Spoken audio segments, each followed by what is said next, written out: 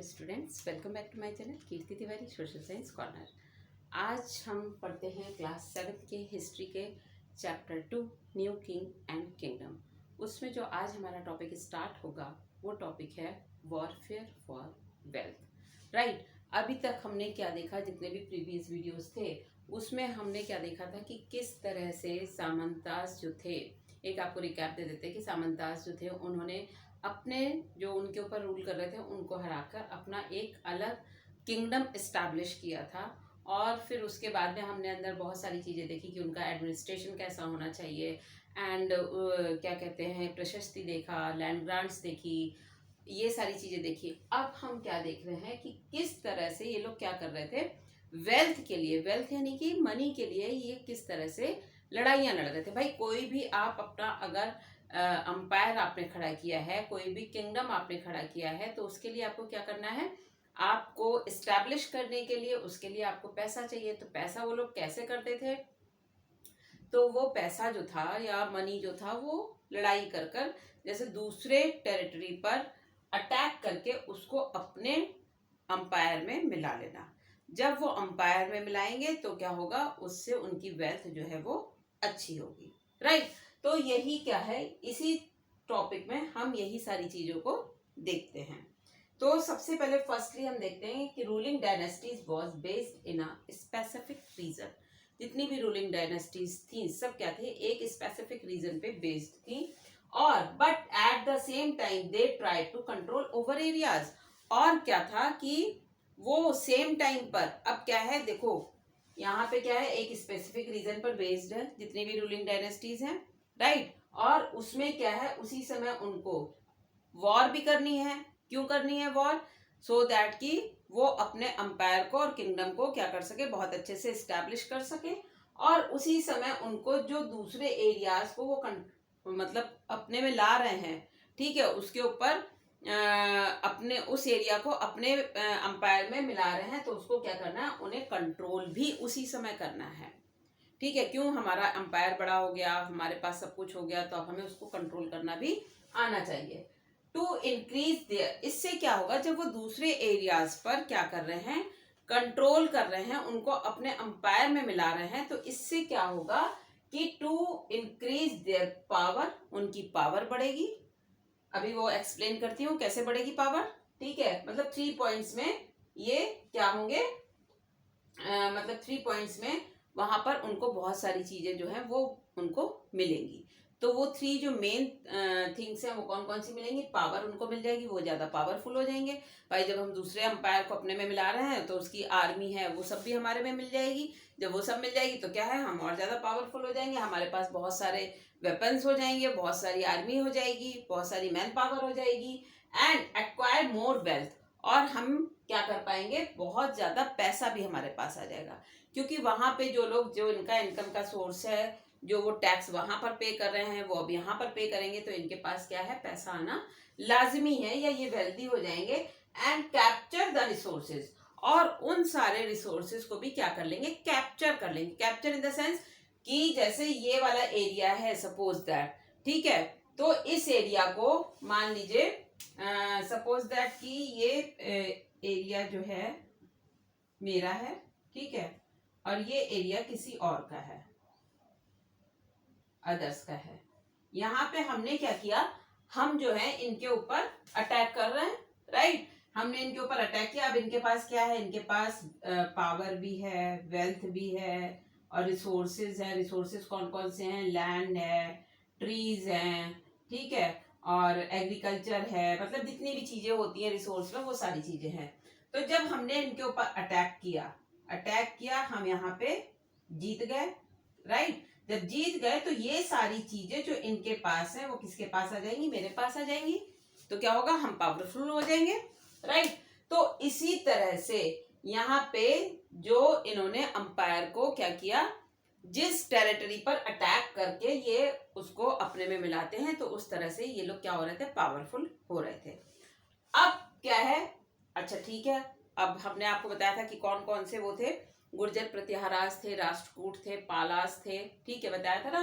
तो वो क्या है, अब यहाँ पे वो कौन से प्लेस पर क्या करेंगे, अपना कब्जा करेंगे।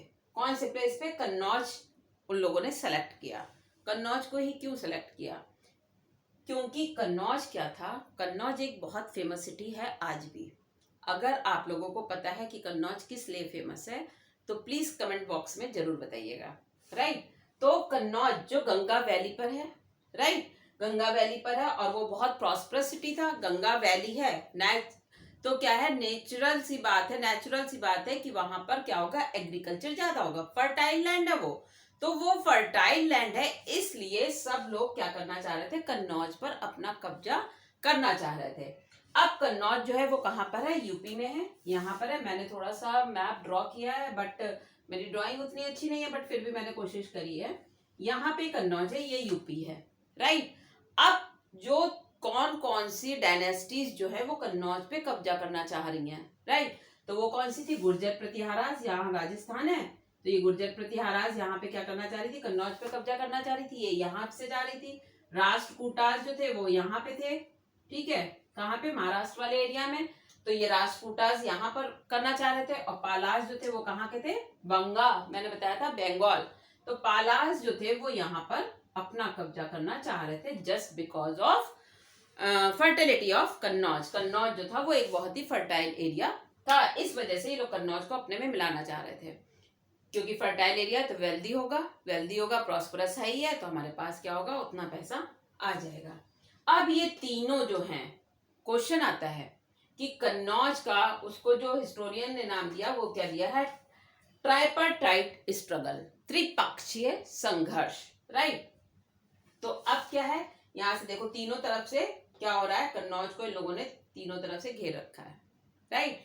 तो कन्नौज में गुर्जर प्रतिहाराज ने अटैक किया, राष्ट्रकूटाज ने किया, पालाज ने किया। जब आप ऐसे करके बनाओगे तो आपको खुद ही याद रहेगा कि किन तीन मतलब वो जो है ट्राइपार्टाइट स्ट्रगल जो है किन तीन अंपायर्स के बीच में हुआ था, या किन तीन डायनेस्टीज के बीच में हुआ था, तो आपको तुरंत आप रिकॉल कर लोगे, राइट। तो rulers belonging to Gurjara Pratiharas, Rashtrakutas and Pala dynasties fought to have control over Kannauj. Kannauj के ऊपर वो क्या करना चाह रहे थे, कंट्रोल करना चाह रहे थे, और हिस्टोरियंस ने इसको नाम दिया ट्राइपार्टाइट स्ट्रगल। क्यों दिया ट्राइपार्टाइट स्ट्रगल का नाम, क्योंकि इसमें क्या था, थ्री पार्टीज कौन कौन सी थी, गुर्जर प्रतिहाराज, राष्ट्रकूटाज एंड चोलाज। अच्छा, कन्नौज का नाम आप सबने सुना होगा या नहीं, जिन्होंने सुना है तो वो गूगल पे सर्च करिएगा। तो क्या है, यूपी की एक सिटी है, ठीक है, एंशियंट टाइम पे, ये अभी की नई स्टैब्लिश नहीं है, काफी पुरानी कन्नौज सिटी है। और यहाँ पे बहुत सारे हमें फोर्ट्स वगैरह भी देखने को मिलते हैं।